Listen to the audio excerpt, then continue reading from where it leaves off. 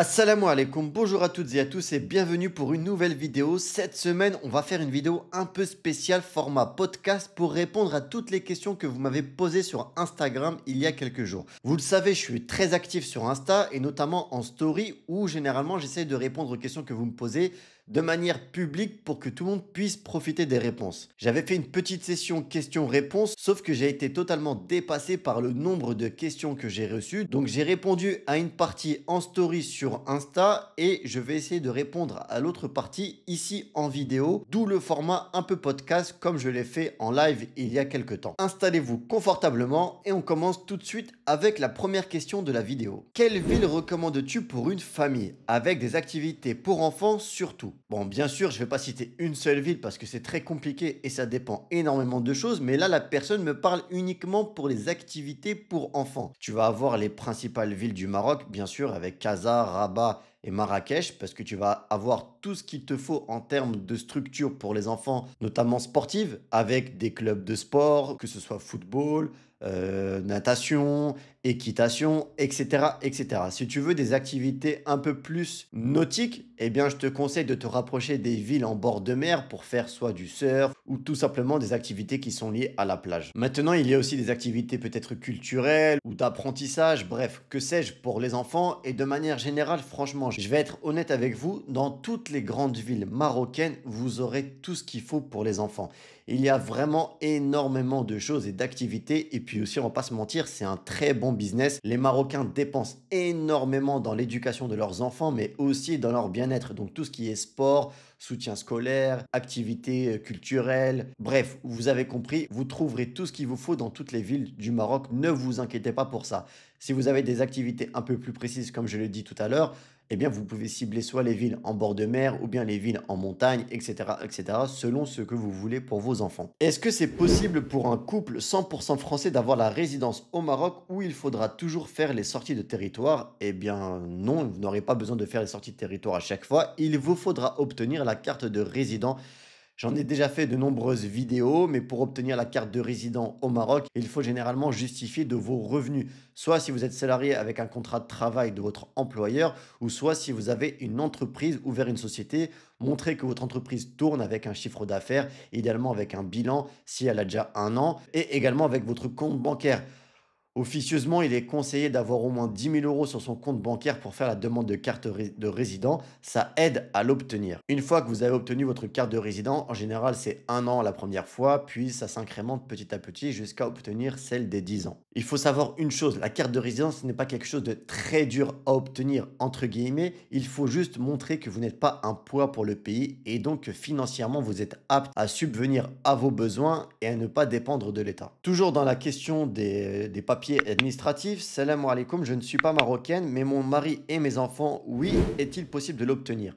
Officiellement, vous pouvez obtenir la nationalité marocaine. Pareil, j'en ai fait des vidéos, mais je ne vais pas vous mentir, c'est très très difficile d'obtenir la nationalité marocaine.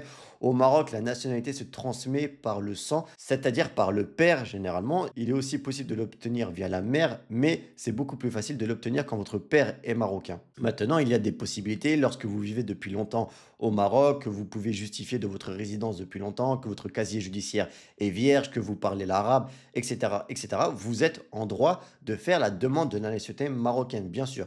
Mais je ne vais pas vous mentir, c'est très dur de l'obtenir. Peut-on aller au consulat du Maroc pour faire la carte de résidence?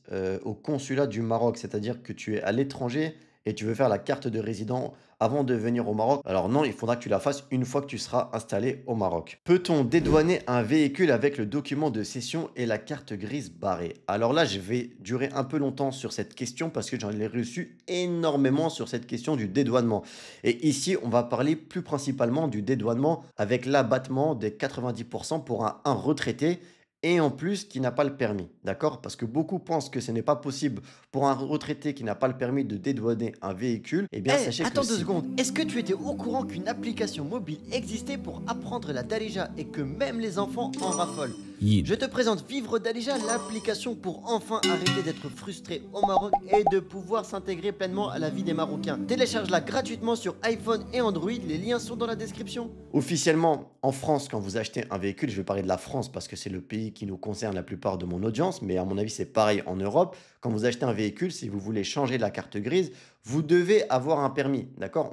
Quand vous faites le changement de carte grise, on vous demande votre permis. Or, il est possible, quand vous voulez acheter un véhicule et l'envoyer directement, en tout cas l'emmener directement au Maroc, d'acheter le véhicule en transit. Ça, c'est vous le demandez au concessionnaire. Ainsi, la carte grise ne sera pas changée. Elle sera juste marquée vendu dessus avec les documents de cession qui vous seront fournis par le concessionnaire. Avec ces documents, vous pourrez l'emmener au Maroc et faire le dédouanement avec le papier qu'on vous donnera au consulat au préalable. Le seul truc qui est difficile, c'est de trouver un garage, un concessionnaire qui va accepter de vous vendre un véhicule avec ces documents-là de cession, parce qu'en fait, ça leur fait de la paperasse pour eux. En général, ils veulent vendre le véhicule, vous changez la carte grise, et eux, ils prennent leur argent, et salam alaikum. Mais ça existe, il y en a beaucoup. Et d'ailleurs, si vous arrivez à faire ça, vous pouvez récupérer le montant de la TVA que vous avez payé. Et je vous le dis en connaissance de cause, parce qu'on l'a fait avec des proches. Donc, c'est pas quelque chose que je vous dis du on dit ou j'ai vu, j'ai lu sur Internet. Non, c'est de mon expérience personnelle. Lorsque vous passez en Espagne au moment de prendre le ferry, vous avez des documents à montrer, notamment le document de cession, la carte grise marquée comme vendu, avec le papier du consulat, comme quoi vous allez dédouaner votre véhicule qui est prêt et qui est censé sortir de l'Europe. Une fois qu'à la douane espagnole, on va enregistrer cela dans leur système, le garagiste ou le concessionnaire qui vous aura vendu le véhicule va récupérer la TVA, il pourra vous rembourser celle-ci. Encore une fois, c'est quelque chose que j'ai fait, que je vous assure qui est possible. Je vous mettrai, en même temps que je vous explique tout ça, je vous mettrai bien sûr des exemples de photos avec les documents à montrer, parce que forcément ici, vous ne pourrez pas l'acheter en particulier, il faudra obligatoirement l'acheter chez un professionnel. Voilà pour la question du dédouanement pour un retraité, et notamment qui n'a pas le permis. N'hésitez pas à me dire si vous avez d'autres questions en commentaire, mais ici, la principale tâche qui vous reste est de trouver un garagiste qui accepte de vous vendre le véhicule pour un transit et l'envoyer directement au Maroc. Pour un investissement immobilier, plutôt location courte ou location longue durée, et notamment sur Casa. Donc la question est très précise pour Casablanca. Honnêtement, tu as les deux à ta disposition. Il y a des avantages et des inconvénients. La location courte durée va t'apporter un meilleur revenu locatif, donc tu vas gagner plus d'argent tous les mois, d'accord? Mais tu auras forcément plus de frais, plus d'entretien, plus de travail, à moins que tu le laisses gérer par une conciergerie ou une agence immobilière, ce qui se fait de plus en plus au Maroc. Attention aussi également, Airbnb est dans le collimateur au Maroc. Il y a notamment une obligation de déclaration où tu vas être imposé, etc. Donc, à toi de faire ton calcul. Mais d'un point de vue uniquement financier, c'est bien plus rentable de le louer en courte durée, bien sûr. Après, il y en a beaucoup qui optent pour la location longue durée parce qu'ils veulent plus tranquille toucher leur location mensuellement tous les mois, ne pas avoir à gérer les entrées et des sorties. Aussi, au niveau de dégradation des biens, tu as moins de risques en longue durée. Si tu le loues à une famille, quelqu'un de sérieux qui va s'occuper de ton bien, tu n'auras pas de problème. Donc voilà, c'est un peu à toi de peser le pour et le contre et de choisir l'option qui te paraît le plus rentable. Mais vraiment, au terme d'argent, c'est la location courte durée qui rapporte le plus au Maroc. Alors, j'aimerais vider mes comptes bancaires français vers des banques marocaines. Est-ce possible? Oui, bien sûr, c'est possible, hein. C'est ton argent, tu en fais ce que tu veux. Par contre, je sais qu'en France, c'est de plus en plus difficile de sortir l'argent, surtout notamment des grosses sommes. Donc, si c'est de l'argent dont tu peux justifier la provenance, je vais dire n'importe quoi, tu as vendu ta maison, tu as 300 000 euros à envoyer, tu peux les envoyer au Maroc, tu vas voir ta banque, tu leur dis que j'ai vendu ma maison et je veux envoyer cette somme au Maroc parce que je pars vivre au Maroc. D'accord? C'est plus simple. Maintenant, si tu as 100 000 euros dans ton compte, que tu as mis de côté pendant des années, que l'argent, ça va être galère de justifier, ou en tout cas, il faudra que tu montes tes impôts, etc., eh bien, tu peux les envoyer petit à petit. J'ai fait une vidéo avec les plateformes pour envoyer, faire des virements en optimisant le taux de conversion et les frais, notamment bancaires. Tu peux regarder, tu as Wise, Remitly, XE, tu en as vraiment beaucoup qui te permettent d'envoyer de l'argent de la France vers le Maroc au meilleur taux possible. Bon, voilà pour cette vidéo un peu questions-réponses. On va continuer dans l'espace commentaire si vous avez d'autres questions-réponses sur la vie au Maroc, l'installation pour 2024 ou même 2025. Si vous avez des projets business, que vous souhaitez avoir une information supplémentaire, dites-moi tout en l'espace commentaire. J'essaierai de prendre du temps pour répondre au maximum de gens. Et puis pour les autres, n'oubliez pas de me rejoindre sur Instagram où je suis vraiment très actif.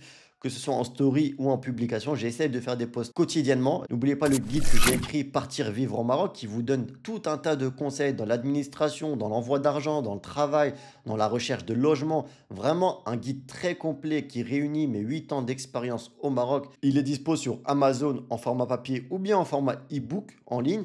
Donc n'hésitez pas à voir le lien en commentaire. L'application Vivre d'Alija qui va bientôt être enrichie d'un nouveau chapitre sur la conjugaison. Donc si vous voulez apprendre l'arabe marocain d'Alija, que ce soit pour vous ou pour vos enfants, je vous conseille vraiment de la télécharger. Elle vous aidera dans votre quotidien, notamment avec le dictionnaire. Quant à moi, je vous remercie d'être resté jusqu'à la fin. Je vous laisse avec la vidéo dont j'ai parlé juste avant sur l'envoi d'argent au Maroc, les meilleures solutions. N'oubliez pas le pouce en l'air et l'abonnement à la chaîne pour me soutenir. Quant à moi, je vous dis à la semaine prochaine, Inch'Allah, pour une nouvelle vidéo. Et surtout, n'oubliez pas, prenez soin de vous, prenez soin des autres. Assalamu alaikum.